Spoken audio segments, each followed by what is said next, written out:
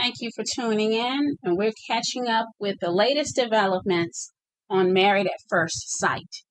And the word is, unfortunately, that Erik and Virginia are getting a divorce. We have learned from social media and from documentation that has been displayed on social media that both Erik and Virginia have agreed mutually to get divorced. Erik filed the divorce. He had an attorney draw up the paperwork. Virginia is acting, as far as I know, on her own with no legal representation, but the divorce isn't contested. They don't have children. There's no property to split. So Erik and Virginia apparently filed for divorce here in June of 2021. They got married back in August of 2020. And according to their paperwork, they separated back in April. They separated in April of 2021. And according to the paperwork and the way things go in the state of Georgia, it's been reported that by the end of July, Erik and Virginia should be legally divorced. So what do you think about that, Shori? Was this a surprise for you, or were you not surprised at all? Were you expecting this to happen? Yeah, I mean, I'm sad for them. It's sad for Erik in particular because he was the one really keen on marriage. He felt he's getting older. He wants to do it and have it last and have children, start a family. And he did try a lot during the season to explain himself and be giving. And he actually said he loved her. So it's a shame.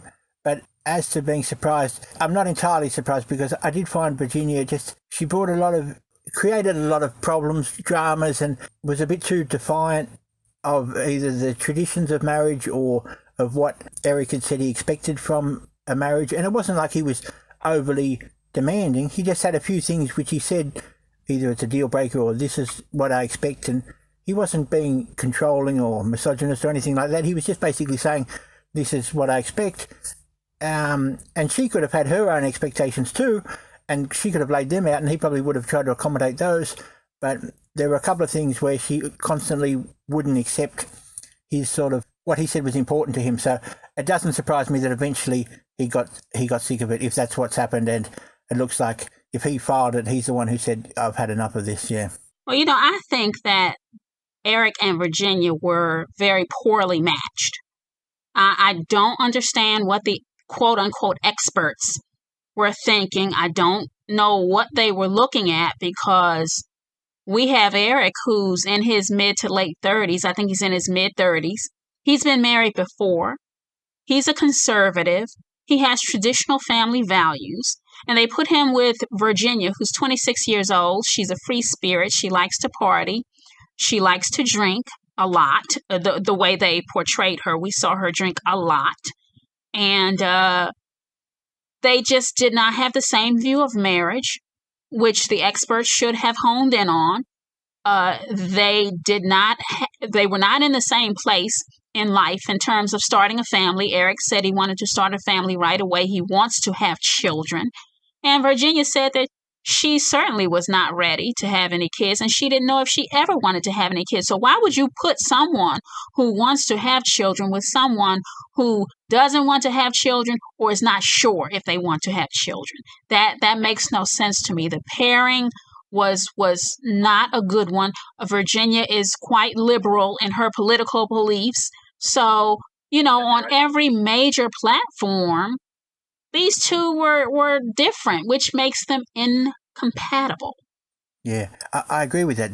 There were a number of really, like you said, politically, and then the children, the age, and her level of maturity, or you might call it lifestyle or whatever, but the fact that she constantly wanted to go out drinking and didn't want to curtail that, it makes me wonder why she entered the show, because was that maybe just a free spirited, this will be fun, I'll give this a try? Or was she genuinely thinking, I want to settle down? Because time and again, throughout the season, she didn't want to do anything that was traditionally considered settling down. Like, She didn't even want to live in his condo. She didn't want to agree to have kids. She didn't want to agree to be home on the weekends. He was going to be home, and she didn't want to tell him when she was going out. She thought she could just do whatever she wanted, and yeah, there were just a lot of reasons why she wasn't ready or didn't have the right idea of what a marriage is going to require. And the experts should have seen that. That's what makes them experts. That's why I call them so-called experts, and I put experts in quotation marks, because these experts did not show a decent level or a credible level of expertise when it comes to matchmaking. They made horrible choices, horrible decisions, and these couples were mismatched and left to try to work these problems, these insurmountable challenges out basically on their own. Because look, there is no amount of coaching someone can give you when you are mismatched. You know, if you put me with someone who is the opposite of me and think we're going to balance each other out, that's not going to happen in most cases. In some cases, it can happen, but in most cases, it doesn't happen. In most cases, opposites don't attract. Opposites tend to repel. And the experts have had enough failures in all of these seasons, because we're still talking about season 12. The experts have been through this 11 times prior. They've had enough failures to know that this little system they have of putting opposites together and expecting, an introvert and an extrovert to get together and balance each other out, they should know by now that in most cases that does not work. That is not the formula for success. And Virginia and Erik, while separately, on their own, they're two very nice people, two likable people.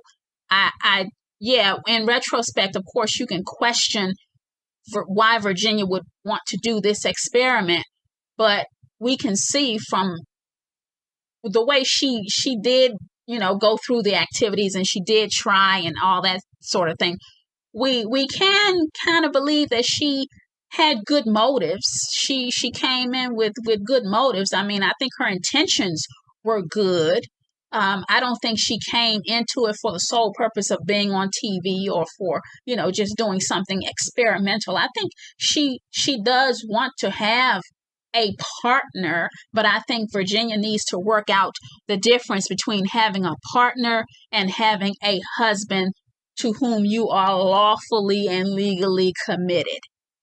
I think that's something she needs to work out in her own mind. And I agree with her dad. Her dad said that, a marriage can be different ways depending on, each couple. Each couple has the opportunity to shape and mold their marriage in the way that works best for them.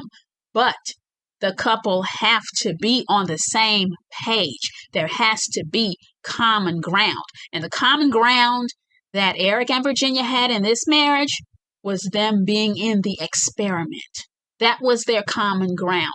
Other than that, there was nothing. Like outside of the show, there was nothing to hold these two together. There was no cohesion there.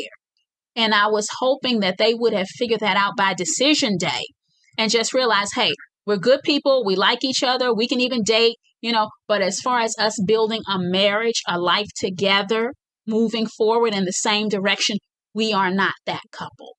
They could have still dated.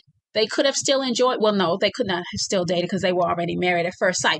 But they could have separated and tried to work things out on a friendly level as opposed to full immersion in marriage going forward. They should have just decided to end it on decision day. But from what we know, Erik and Virginia have filed for divorce. So according to the paperwork, they should be divorced by the end of July 2021. Oh, is that what happens in the US? Does it take... Yeah, can you explain briefly? Do you need to have like 6 months or a year apart before the government signs the release and then makes the divorce official? Is that how it works? I think in Australia you need to be... It varies from state to state. Oh, okay. It varies from state to state. So in Georgia, they can file And once, they prove that they've been living separately, from what I hear, I have not looked up the Georgia marriage laws, but from what I hear, when they legally separate, they can prove that they've been separated. I don't know what the time limit is. They can file their paperwork and be divorced in 31 days. Now, in my area, if you get married, you have to legally be separated 1 year before you can petition for divorce. Now, Erik and Virginia were married for almost a year because they got married in August of 2020. So they weren't married. They got married in August of 2020. So, all the couples did. So they almost made it a year, but they weren't separated, the entire time. But they did put in the paperwork that they had been separated since April of 2021. So the marriage laws are different in different states of the United States. But where I am, I definitely would still be stuck because where I am, you have to be legally separated for 1 year before you can petition. But, fortunately, in Georgia, the process is quick, which means that, my Jacob should be looking good as far as his divorce. His divorce should pretty much be wrapped up and done. It should be done. So Virginia and Erik are no more, and that's according to all the paperwork. But people were put in a state of confusion because it was rumored a while back that Virginia had moved out of Erik's condo and she was living in an apartment complex.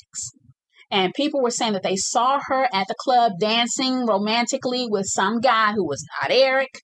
And Virginia and Erik both went on social media saying that they were together. They were still married. Virginia was seen without her ring. And then she came on social media. Oh, here's my ring. I'm wearing my ring. She was denying all the breakup rumors. And she recently posted a picture on social media of her and Erik hugging each other, and she was saying that they were going off of social media because it was toxic.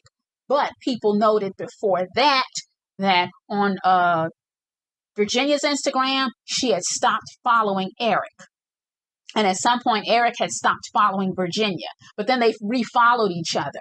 And people were saying, and even Chris, as much trouble as he's been creating, Chris even said, along with some viewers, that Virginia and Erik were trying to keep their divorce a secret, trying to keep it hidden because they had signed on to do the Couples Cam show, which is, an extension of Married at First Sight. And so people were saying that they tried to hide their divorce because they wanted to continue to do the Couples Cam and continue to collect the paycheck. And that is what Chris is alleging on Instagram.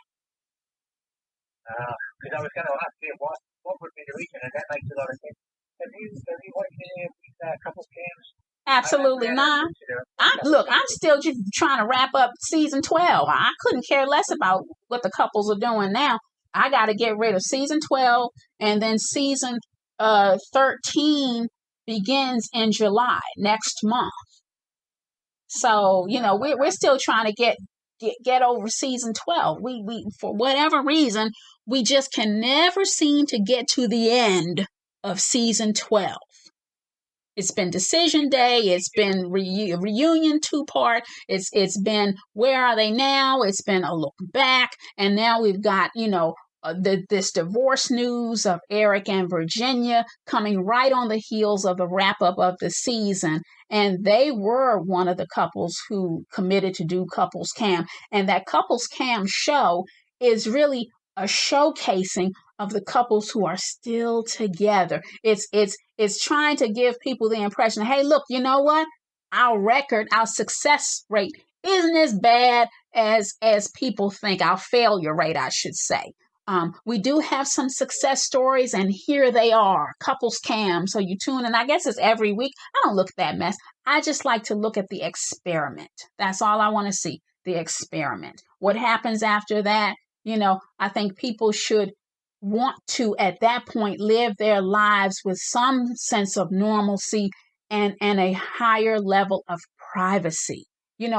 These reality TV shows, living your life on camera, it just creates added stresses on marriages. It creates, unnecessary chaos and confusion, and you don't get a chance to make your mistakes and take corrective actions because you can't do it in private. You're living your life under a microscope in a spotlight where everybody has something to say about it, and it just makes it a pressure cooker.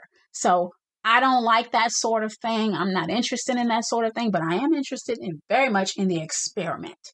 And unfortunately for Erik and Virginia, they went through the experiment, but they could not sustain the marriage afterward. And this is what makes me wonder about the level of involvement of the experts, because do they still have access to the experts afterward? I mean, because they didn't even make it to a year. So you would think that, they would have some type of counseling or something going on to help them through. But Virginia and Erik were such a bad match. I don't think that counseling would have benefited them as a couple. I think it would benefit them individually because, like we said, Virginia needs to mature. And Erik, in my opinion, is a great catch as a husband. I think Erik would make a great husband. I think he would make a great father. But Erik needs to learn to communicate better. That whole, if you don't like it, you can leave ultimatum is not a healthy way to communicate in any relationship, much less a marriage. If you don't like it, you can leave. You don't like ultimatums? You don't like ultimatums? Well, I don't like that one. I mean, when you have a disagreement, if you don't like it, you can leave is not the way to get to a resolution. That's not a good compromise. That's not the way to reach a middle ground. Everybody knows they can leave. I mean, unless it's a hostage situation, everybody knows they can leave. But when we disagree and you're showing me the door every time, you're selling wolf tickets that you really don't want to be purchased. Because, at some point, a person will leave if you keep telling them, hey, if you don't like it, you can leave, because there are going to be things you don't like. There are going to be things you don't agree with. But leaving should not be presented as a solution to the problem, because then you're introducing the end of your marriage. And guess what? They're at the end of their marriage. I agree with you, Denise, that the ultimatum isn't a good way in normal relationships or friendships or whatever. But in a way, I felt Erik almost wanted to make sure that she understood that having children was part of it. And it's probably something, hopefully, he explained very clearly to the experts during the casting process. And it's a shame that they didn't find a woman who was 100% enthusiastic about having kids in the next couple of years, because then he wouldn't have had to say it. But because she was sort of, I don't know if I want to have kids, maybe later maybe I will, maybe I won't. And he sort of wanted to say, well, hang on, this was part of the reason I'm getting married. And that's why he sort of laid it out like that. And I think he later apologised or sort of said, I could have said it better. And because she raised the prospect of, what if I can't have kids, And he was like, well, look, I'd still stay with you, of course, because, I'm just basically, he was trying to say that it was really important to him, Right. And I think that a lot of viewers felt that Erik was controlling, that he was manipulating her, that he was unreasonable, he was demanding, and he lives on ultimatums. But I think that Erik, having been married before, because this was his second marriage, I think he had a clear idea of what he wanted in a marriage. And I can't help but think that he expressed that to the experts when he was being vetted, and he held true to his beliefs and his expectations. And I don't think that he was unreasonable. I don't think he was unrealistic. I don't think he was demanding in his expectations. It's just that Virginia was so flighty. She was so far left of center, to whereas, when she wanted to do what she wanted to do, and he said, no, this is not the way, it made him look unreasonable and it made him look unyielding to some. But when you think about a marriage and what it takes to maintain one and what it takes to grow one, Erik's expectations were not unreasonable. It's just that Virginia was just so unprepared. She was not ready, and she was not on the same page. she feels, I guess, that, marriage is just two people being together whenever they feel like being together. And you can do with your friends what you have always done with your friends, with no limits and no boundaries. And your husband is supposed to negotiate for your time, and your husband is not supposed to be your number one priority. And your animals, your pets, because they were there first, they come first. And Virginia had a whole bunch of ideas, and Erik telling her, I'm allergic to cats. Well, I'm keeping my cat, and I'm not going to contain my cat. My cat is going to have free roam of the house, and you can just go ahead and take some allergy medicine. He's a pilot. He can't just take medicine because that could affect the way he does his job. I mean, there are medications that say, as a side effect, you could be drowsy, or, you can't operate heavy machinery or something like that. So, Erik, he can't negotiate his health. There are certain things that he can't control. And if he's allergic to cats, then, you have to accommodate your spouse's health. But she didn't want to do that. She didn't want to compromise, and she didn't want to move into his condo. Why would you marry a man and you don't want to move into his condo when you know he has to sell and it takes time? I mean, that's just things like that. So Erik and Virginia getting a divorce comes as no surprise. It's unfortunate. I wish they could have worked it out and stayed together, but Virginia really, really needed to grow, and she needed to become more of a wife as opposed to just trying to be a buddy and sex partner, because that's really what she was. So, I agree with what you said 100% then, because if they were in, people could judge it and say, some viewers were judging it on Twitter saying, he's controlling, or he's, trying to lay down the laws. But if they were in private and the cameras weren't there, at some point he's going to say, this is my bottom line. He's not going to continually accommodate and roll over on every issue. He's going to stand his ground on some issues. That's what people do. And she stood her ground on some issues. He's going to stand his ground on some issues too. So I agree. He wasn't being unreasonable. He was, and also his military background as well would have made him realise that sometimes you've just got to, this is the bottom line. You don't endlessly negotiate things. Sometimes you've got to, someone makes a decision and then you do it. You don't, but can't we renegotiate marriage? Can't we renegotiate what it means to spend time together in just every situation? And he was more like, no, let's get something done and let's be decisive, and this is my decision. But she wouldn't really accept it on so many occasions. Well, because she wanted to be independent. And when you're independent, that means you operate solo. That's not what couples do. So when you're a couple, it's about negotiating, compromising, and reaching a middle ground. And like you said, decisions have to be made. And when decisions are made, there has to be compliance, in order for you to go in the same direction. So, I know that Virginia and Erik have had their challenges. And speaking of which, it is alleged by Chris on social media, on his Instagram, that Erik, in trying to keep up with Virginia and her drinking, wound up getting a DUI. Now, this is all alleged from Chris. I haven't seen any paperwork to verify it.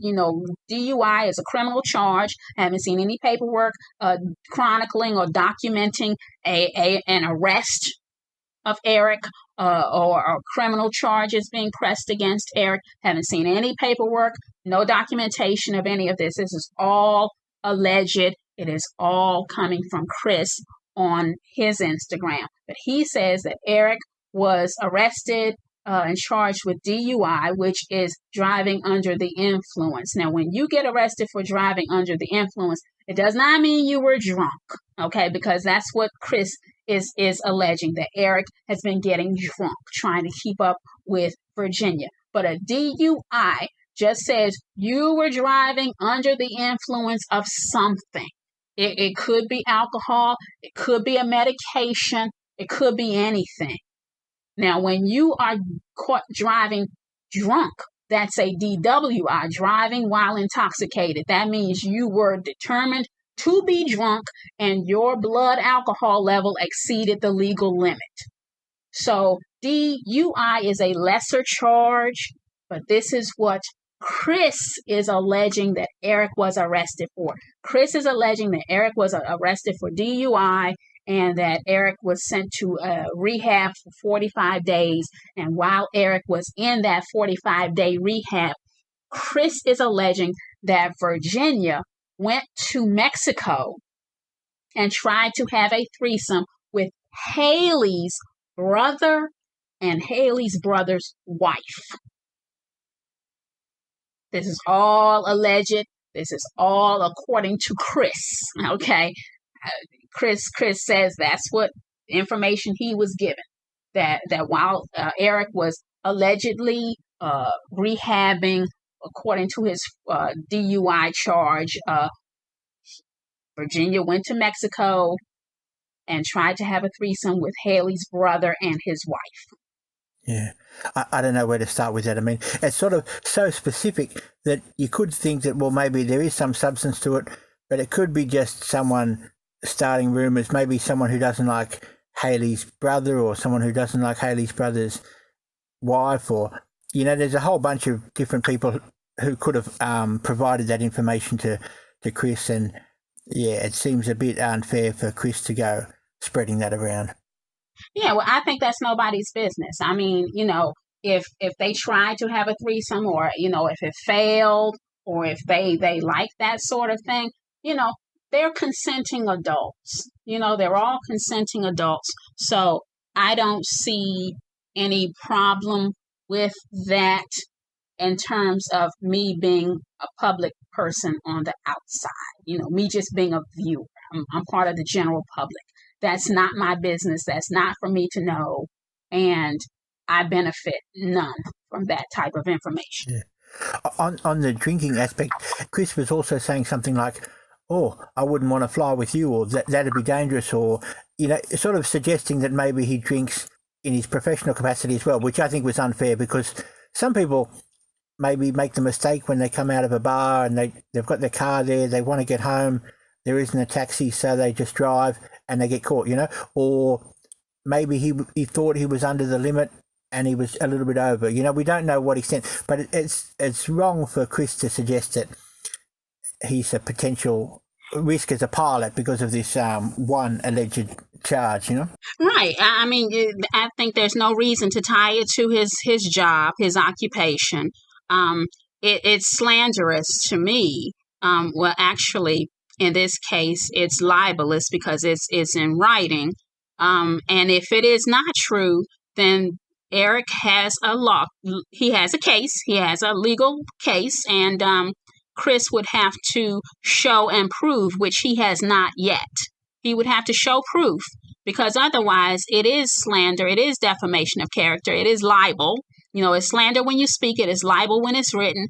And if these negative bits of reporting that Chris is doing happen not to be true, then, Erik has legal cause to defend himself and to defend his reputation, especially being a pilot where, he's in a position of responsibility where people's lives and safety are in his hands. So, I think Chris has just stepped over the mark with this, and there's no benefit to it at all, because none of us are helped by this at all. And if Erik did his rehab, good for him.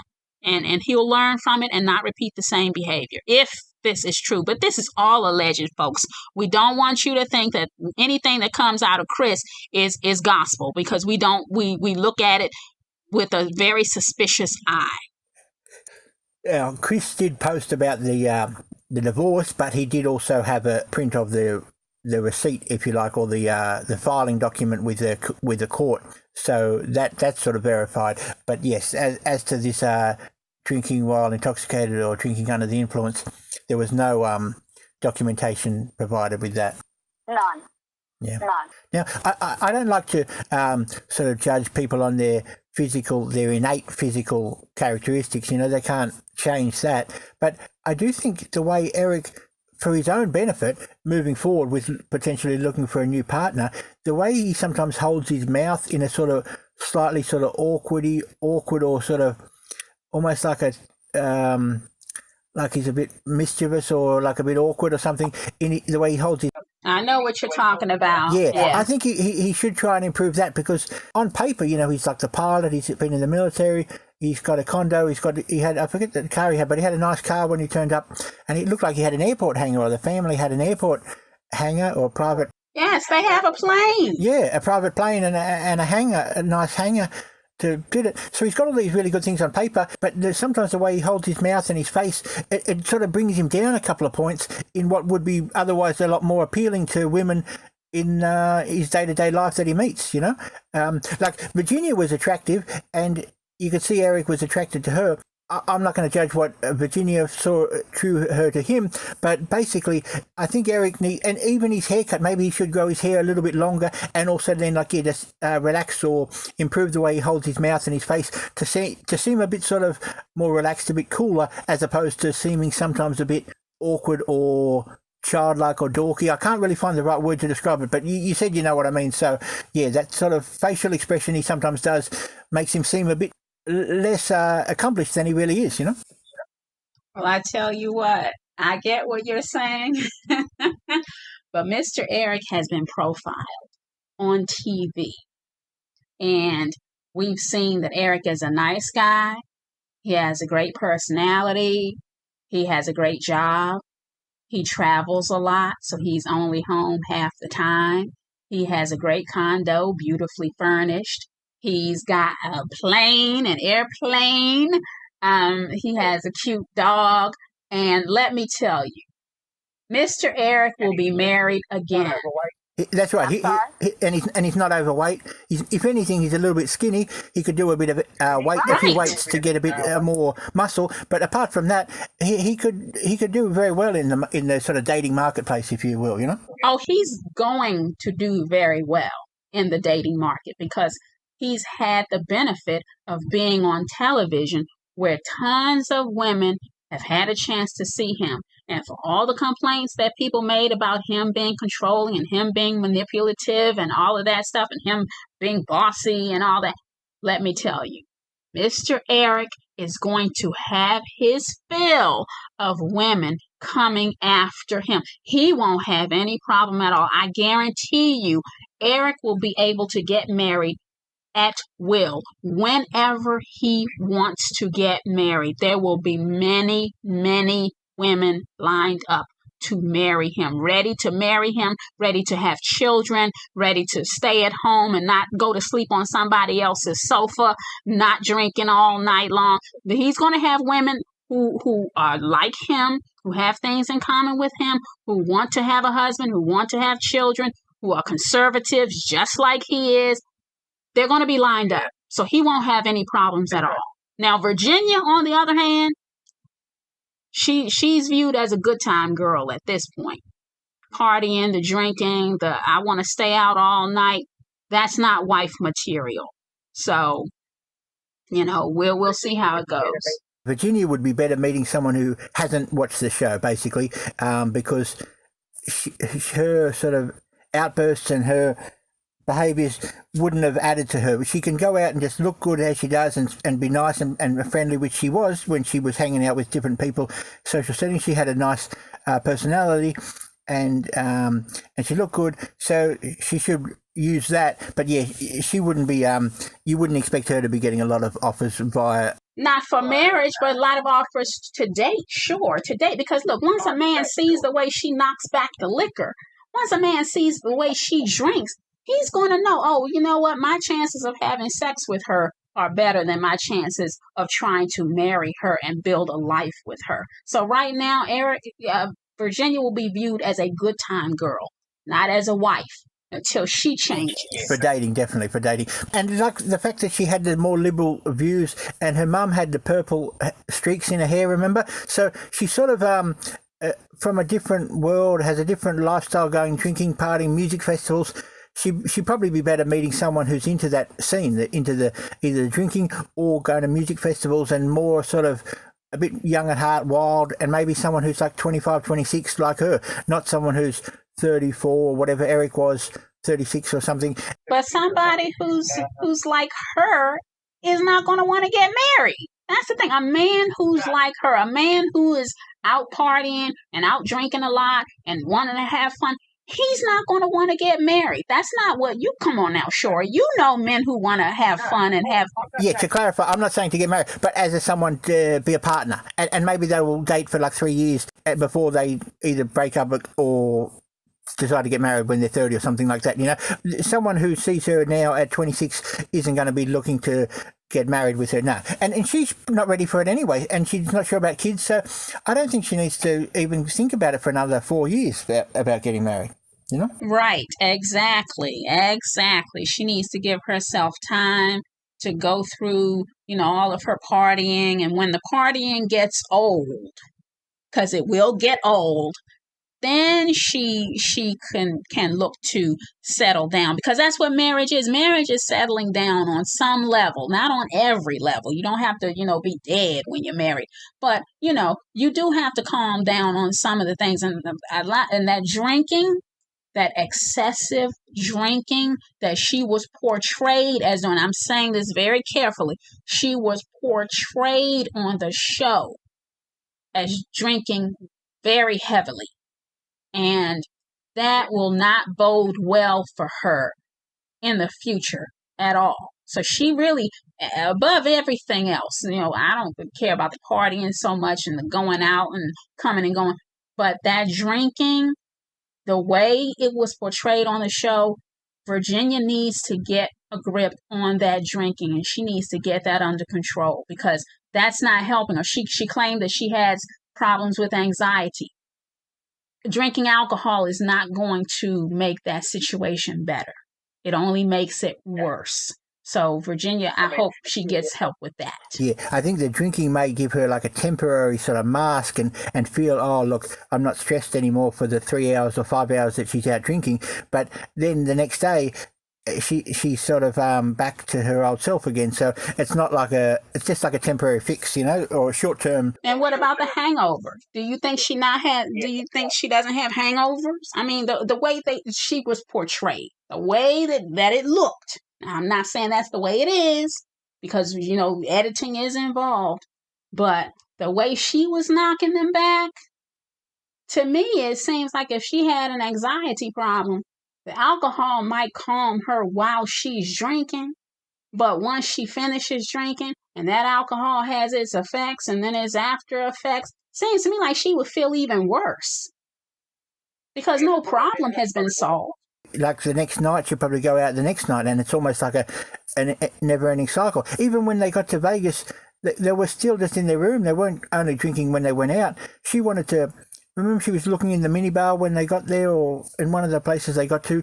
She wanted to look in them. She wanted to open a bottle, and it was like always on her mind. So it's almost like there was a dependency there. Absolutely, and we saw on the honeymoon where Erik, when trying to keep up with Virginia, he was drunk and he was stammering and stuttering, and he was trying to talk to Chris, and his message came out really wrong and awkward because he had been drinking. Erik could barely keep his eyes open. I mean, we saw him try to keep up with her with the drinking, and he was drunk and wasn't in his right frame of mind.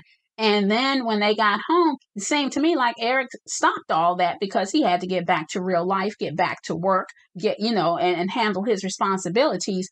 And then Virginia didn't seem to be as interested anymore. See, when he was a party partner with her, it was great and fine and wonderful. But then when Erik had to be the adult and stop the drinking and go to work and, do what he had to do, then it wasn't so much fun anymore, it seemed, for Virginia. So, it's just unfortunate that the experts failed them. I'm not going to take delight in the dissolution of a relationship, especially one that is marriage. I'm not happy about Virginia and Erik getting divorced.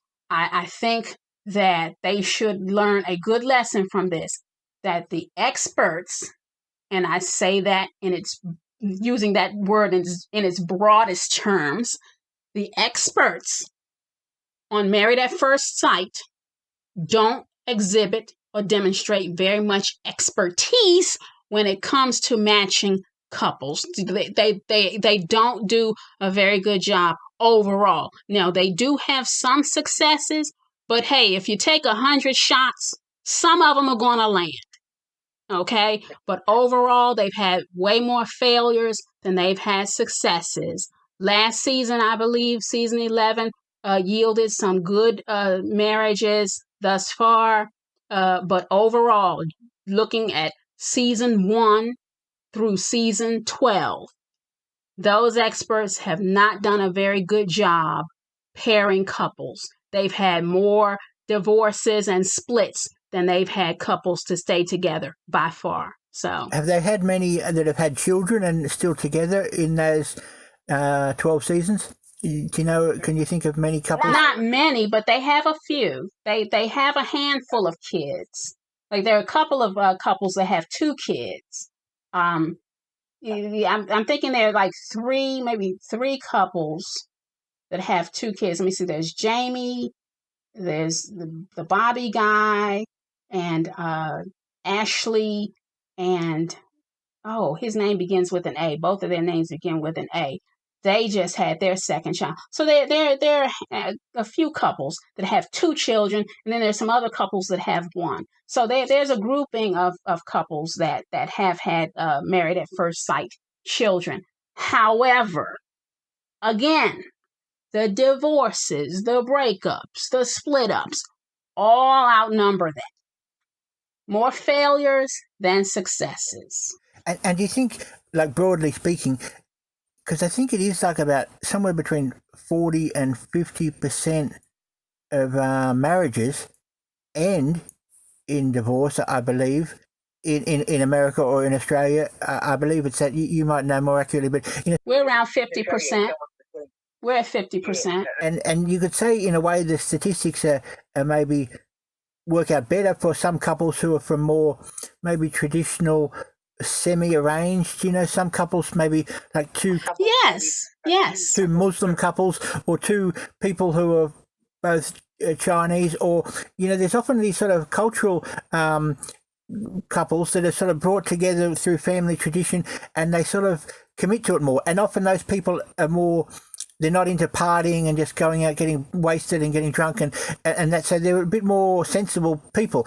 So if you looked at the people who are more like you could say traditional mainstream American and mainstream Australia, then the stats are probably even worse for those groups, because they're so used to going out, partying, dating online, and doing all these sort of carefree things, and not sort of having this either religious or strict sort of ethnic or foreign family tradition of being a bit more serious and getting down to business earlier, Right, exactly, because traditionally arranged marriages do last longer and are more successful than marriages where people, just get together on their own. But that is because those couples are paired and matched up by people who know them.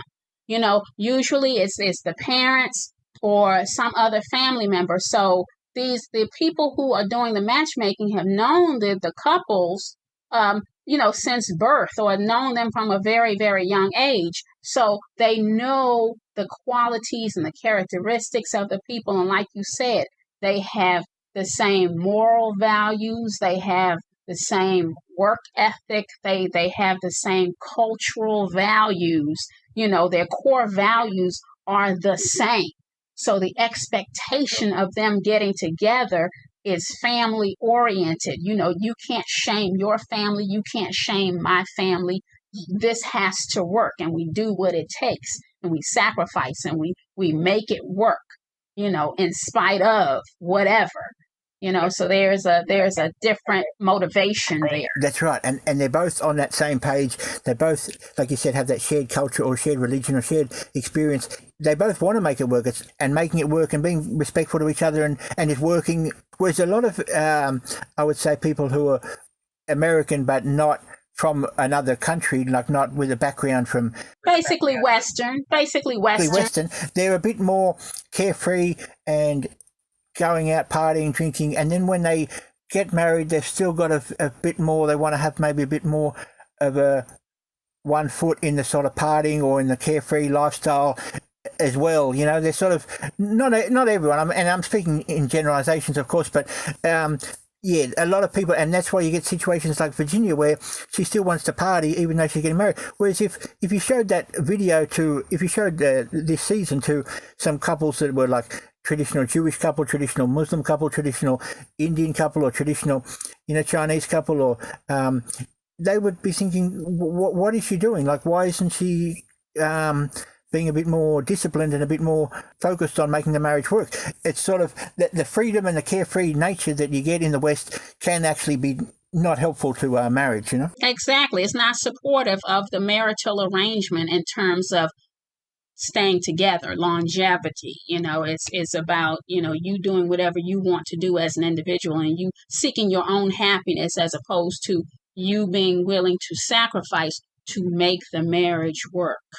Because sometimes you won't be happy, but you keep at it, whereas, like you said, most of us Westerners, we feel like, hey, if it's not happy, if we're not happy, if it doesn't make us feel good, if it doesn't make us feel happy and satisfied and fulfilled, then we just leave it. And we do work toward that no-fault divorce.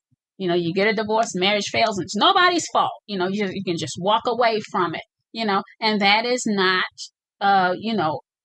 a building or supportive of the marital arrangement. It just isn't. So, but the married at first sight experiment was supposed to alleviate some of those obstacles that you face dating on your own and finding someone on your own by being profiled and vetted by experts who can, learn your personality and learn what your core values are and learn what your expectations of marriage are and learn what your personality style is and how you interact with people and what were we talking about, your love language or whatever that stuff is. That was the point of having the experts do that grunt work, to take the real guesswork out of it and just put you with someone with whom you were supposed to be compatible.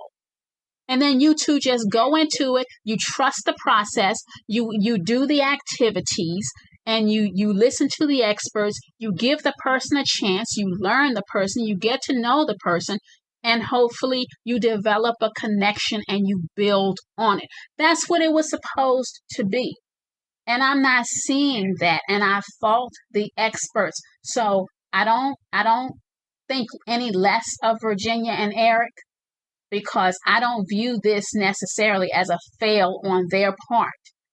They were mismatched, and they had to take this corrective action. And unfortunately, the corrective action that they were forced to take is a divorce. But they were mismatched by the experts, because I believe sincerely that if Erik had been paired with someone who is like him, he'd be married and they'd be trying to make kids. Yeah. Maybe like someone who was a school teacher or a scientist, or someone who's a bit more less wild, a bit more... Well, regardless of her occupation, I mean, if she's trying to be his wife, she wants to have kids.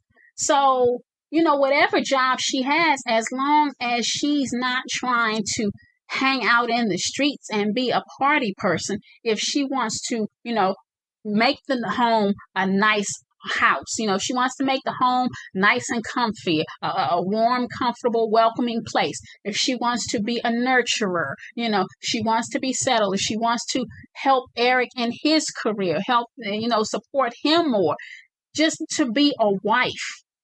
But to do, go off and do your own thing, and you got to negotiate for the time. You got to get on my calendar if you want me to spend the weekend with you after you've been working on. That's crazy. I mean, and I don't think Erik was demanding or unreasonable.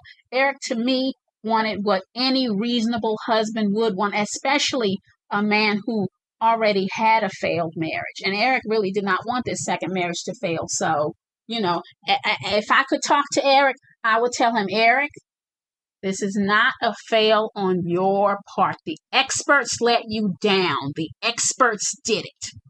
So if anybody should take the L for Erik and Virginia's divorce, it should be the married at first sight so-called experts, because they did it wrong. The experts should not have put Erik and Virginia together.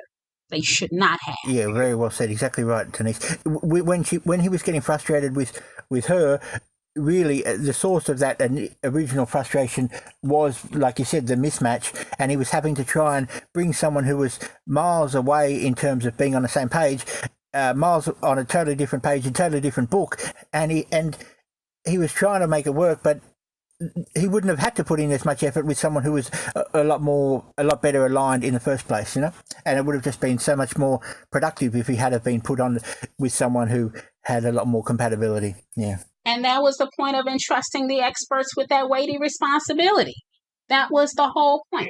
None of them went to the experts to be matched with someone with whom they are not compatible, with whom they have nothing in common. None of them went to the experts for that. The experts were to put them together with people with whom they would be compatible.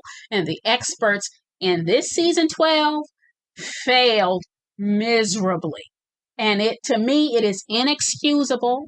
It's so obvious. It is so obvious that the experts failed. They missed the mark woefully this season.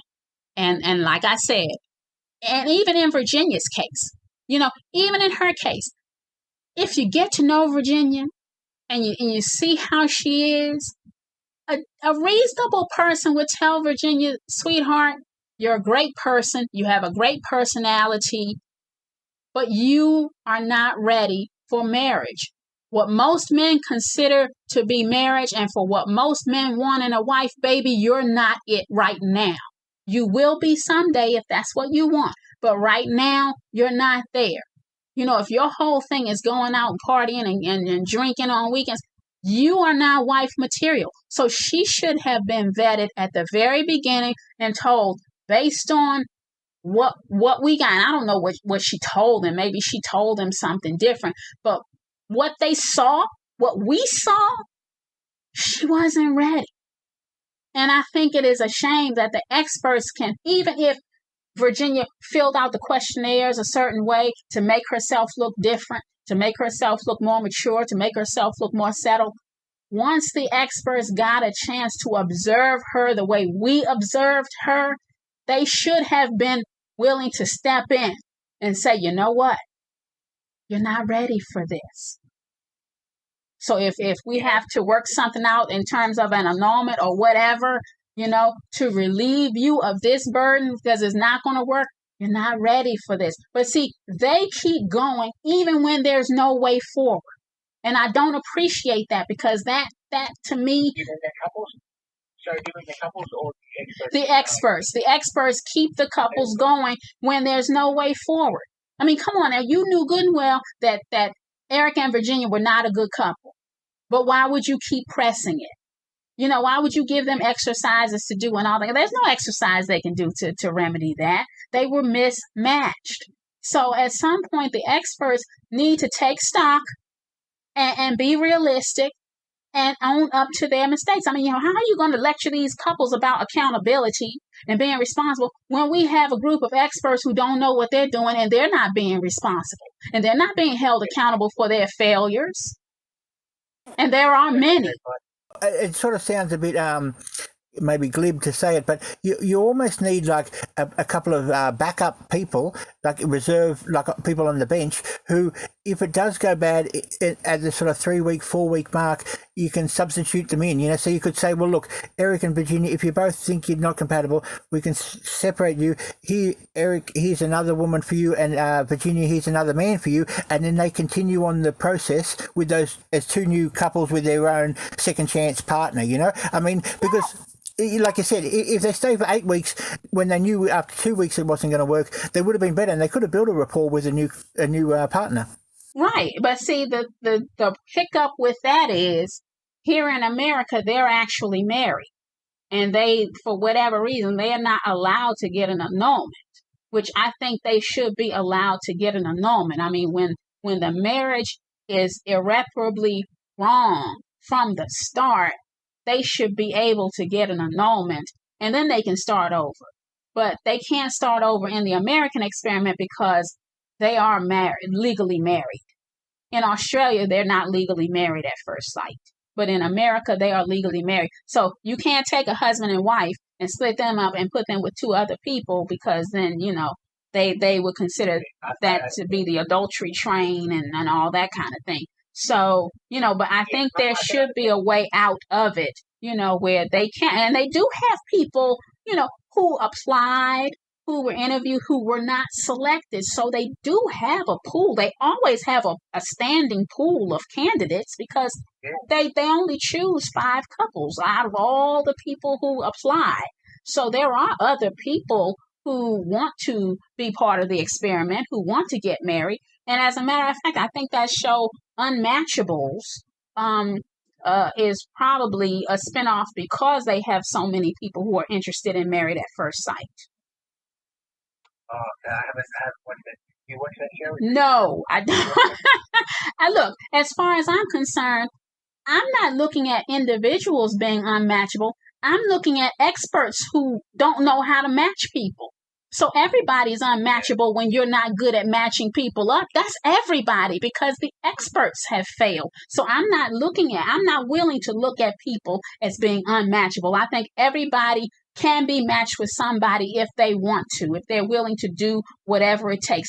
But you cannot take experts who have no expertise at matching people and get them with people they consider to be unmatchable and think something's going to come out of it. We're looking at the actual experiment, Married at First Sight, where these married couples who are in these relationships are not making it because they were so poorly matched. So if anybody's missing, it's not the unmatchables.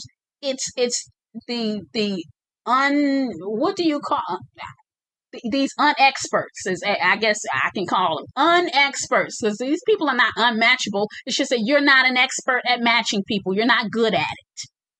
Just briefly, maybe it's something we could discuss in a future episode, but the whole situation with meeting partners in the modern era, Jacob talked about it in the show. He said how because of online dating and there's such a you have a date and then people know that there's always another option around the corner, or they can go online and find another date for later in the week. So there's less sort of commitment and less effort put in maybe to each person, because people know, men and women know, that there's another one around the corner just online, easy to find, And then not only the hookup apps like Tinder, but even with the dating apps where people say they're looking for relationships, there's many other people that they can meet as well, And it makes me think, right, like you said, how the experts were, and I wanted to hear your views on it, with the experts in this being wrong.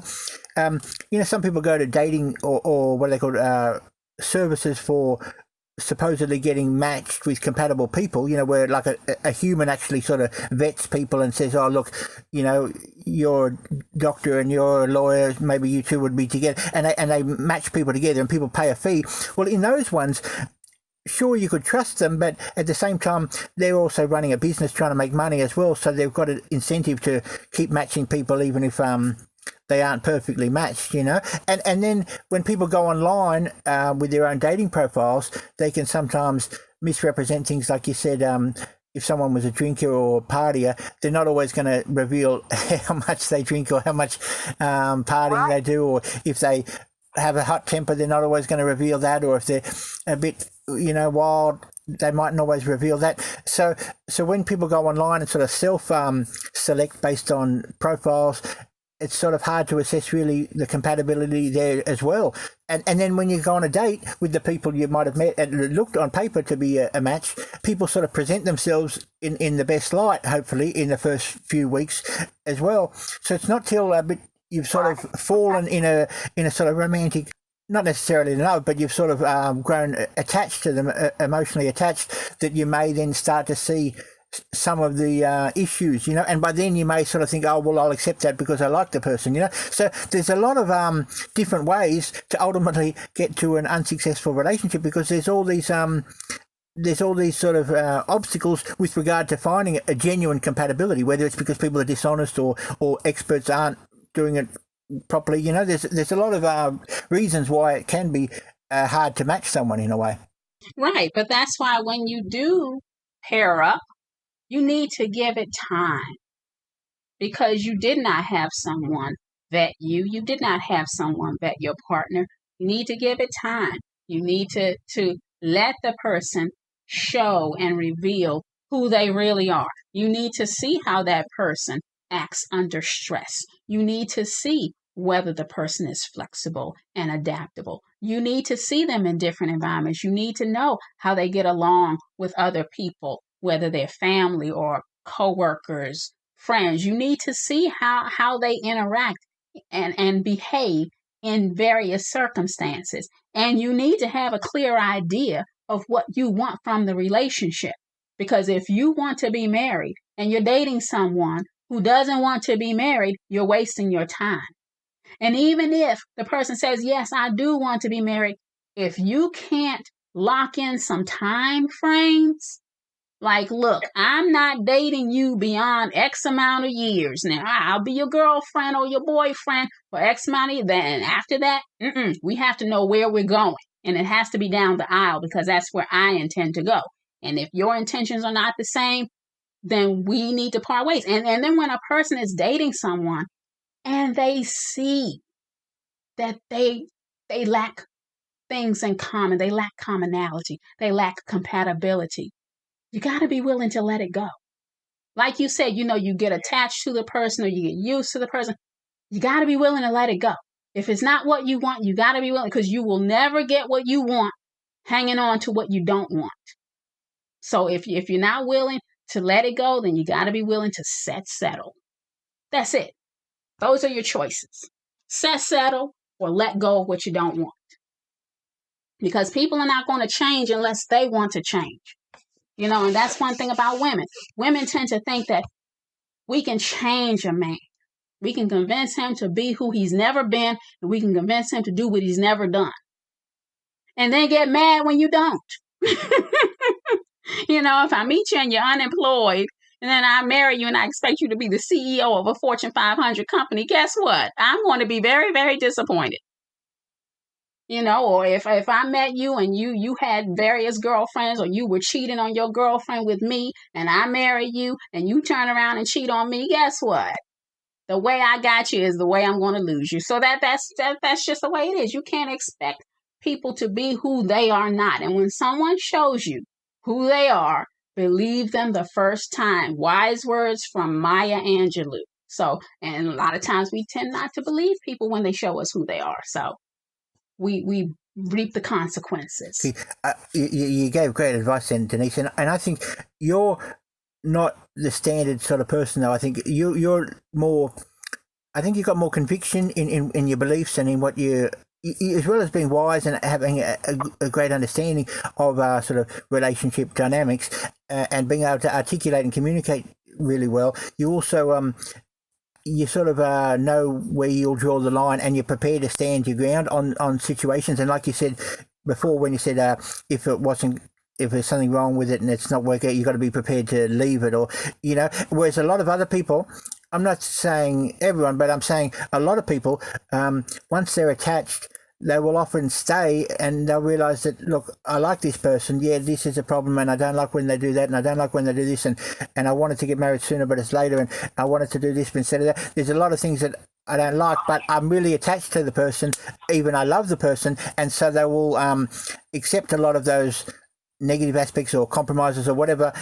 And I'm not just talking about minor compromises, I'm talking about sort of significant things that maybe problems. They'll accept that or sort of tolerate that and stay with the person until it breaks up or fails in the future. But they won't sort of say, no, I'm out of here. Like you sound a bit more or a lot more confident and back yourself more in your beliefs and in your expectations of what you will accept, what you won't accept, and things like that, Yeah, I say that, but I haven't met a man to turn me out yet. So, hey, if I unfortunately, if I meet a man who turns me out, I might just forget everything I said. I don't know. I hope not.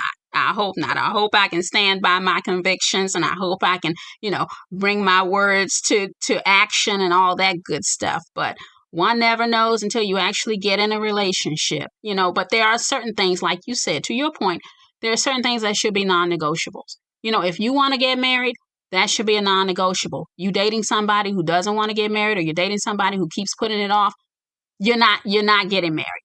You know, if you want kids and the person doesn't want kids, that's a non-negotiable. I mean, you should never let somebody negotiate you out of having kids if that's what you want, because that's a normal part of life, and that is a normal part of marriage. So, you know, when you want things that are normal, things that are traditional, things that are related to traditional family values, those things should not be compromised. And I had some concerns about Ryan and Clara, because, you know, Ryan is a religious man and Clara is not a religious woman, and Ryan wants to raise his children in a religious household. And I don't think it is proper or appropriate to expect or ask a Christian or a religious person to raise their child in a non-religious household. That is crazy. That is a non-negotiable. Every religious person wants to raise their kids in a religious household. That is a core value. And you cannot negotiate those things away. You can't. No, I agree with you. I agree with you. It's but I do feel that a lot of people, and maybe it's almost like in a lot of relationships, one person maybe stands and has their convictions and stands their ground and that, and then the other person will submit and accept that, you know. And it's not always the dominant man and the submissive woman. It's sometimes the woman is calling the shots, and the man might sort of accept things that it would have been, he would have thought were non-negotiable, but then he will accept them. And then, like this, when they get affection and heart, really strong feelings for each other, one of the couples who maybe not really getting what they want will still accept it because they feel like they're in love with the person, so that's why that's enough to keep them going, you know. It's right, and they should be getting something else that they want, you know. So if they don't get one thing that they want, they're getting something. So there has to be the give and take. You know, that's what creates the balance. So yeah, I mean, if as long as somebody at some point where there is a disagreement is willing to be flexible and adaptable, then a couple can grow together in the same direction. But when the two are at opposite ends of the spectrum and nobody's working toward the middle, they're not going to be together.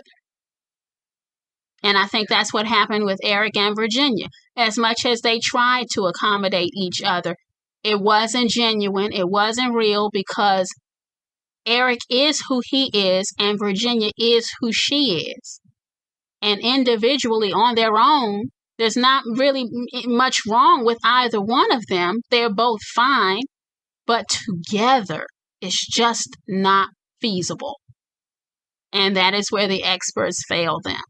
You know, now Virginia, I can see her bouncing back from it. Erik, this I think will hit him harder because this is his second marriage. And he said very specifically that he was in this for the long haul. He didn't want another failed marriage under his belt. He didn't want to be that guy who's, you know, looking for his third wife, trying to make the third marriage work. He said that. So, you know, I feel for both of them. But again, I really hope that Erik keeps it in his mind that these so-called experts failed him and Virginia. Yeah, you're right. He shouldn't take any blame. And Virginia isn't sort of ready. So if she's not ready, then yeah, she should just in the future, in a couple of years, she'll probably mature, be less partying, and she'll be ready then. So yeah, it was really just like, I agree with you. It was the experts that were to blame for the ultimately for this not working out. Yes, exactly. Virginia has time to grow. So I see a bright future for her. She can, you know, change and grow and go in whatever direction she chooses to go in. But had she been served properly, the experts would have told her, you're not ready. Not for this experiment. You're not ready for marriage as an institution, but certainly not for this accelerated experiment. And we don't have a good match for you. Even if you were ready, we don't have a good match for you.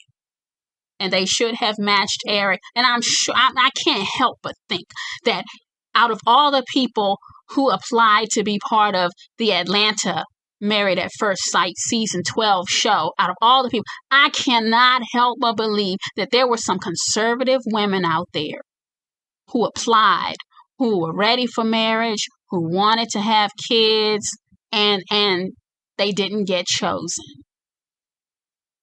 And that is sad, because Erik could have had a wife.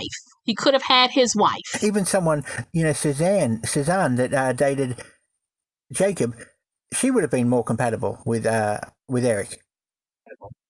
Well, Suzanne, according to my Jacob, Suzanne was not ready for marriage. That's why he and Suzanne are not dating, he said, because she wasn't at the point in her life where she was ready for a long-term commitment. So that's why Jacob stopped dating her. Or even Haley. A lot of people agree with you there. A lot of people notice that Haley would have been a good match with Erik. And I have to agree with that, because and certainly a better match than Virginia. If nothing else, Haley definitely would have been more suitable and more compatible, I think, with Erik. Just looking at, their personalities. Now, whether, Haley would find him attractive or not, I don't know. We don't know what Haley finds attractive in terms of men. But in terms of everything else, I agree with you and a lot of people in the viewing audience. They said that Erik and Haley would have been a better match. And I agree, because there wouldn't have been a worse match than Erik and Virginia. I can tell you that. It wouldn't have been worse. And yeah, they just were both a bit more, they just seemed a lot more compatible. Yeah. Virginia wasn't the right person. Well, anyway, it's been good to chat again, Denise. Maybe in a future episode we could discuss influences of media figures like Oprah and other sort of pop stars and female actresses who either have had divorces or haven't got married or sort of, proudly single into their late 30s, 40s or whatever. And I think that sort of influences other women who are in their late 20s and 30s, that look, so-and-so is happy, Oprah's happy being single, other people are happy being single, Katy Perry or other sort of celebrities, Lady Gaga, might have got married and then separated or whatever. It's sort of just, it sort of is a role model or a sort of a symbol, something that leads women, I think, to think, yeah, you don't need this necessarily to be married. You can be happy and empowered being single, Well, okay, now I'm not going to get deep, but let me just say this in closing. If you want to close this out, because you're leading me down a whole different path. Oprah Winfrey. I'd be interested in discussing that in the future, maybe in a couple of weeks. Yes, and I would definitely dissect Oprah Winfrey, because I would not expect women or ask women to look at her as an example in terms of relationships, because Oprah Winfrey is like the richest woman in the world, or one of the richest women in the whole world. And the only man she's had is the one she bought back in the 1980s. We haven't seen her with any man other than Stedman. No husbands, no children. She can't get control of her weight. I mean, I would not hold that up as happy, but hey, a lot of people would disagree with me. So stay tuned for controversy with Denise. You can debate with me on another episode, because yeah, I have some definite opinions about that. So Shori, I'm happy that you will agree to join me later, so we can have these very enlightening and interesting discussions. I would appreciate that. So thank you very much for the offer. Thank you, Denise. I know you've got a few other guests planned for future episodes. Well, I have to get some commitments first, but I do have a group of people that I tweet with. I tweet reality TV shows with a whole group of people. So they are very opinionated. They have some very definitive views. However, I would have to, lock them into some dates and get some commitments. So I will not commit their time and talents without their prior expressed consent. So I will hold off on that one. But I do have a cast and crew in mind. Yes, I do. I've enjoyed chatting with you on these different episodes. So thank you for having me on your YouTube discussion on these things, because I've enjoyed the MAFS USA Season 12 Atlanta. Thank you for having me, and thanks a lot, Denise. Well, you are so very welcome, and thank you for joining me, Shorey.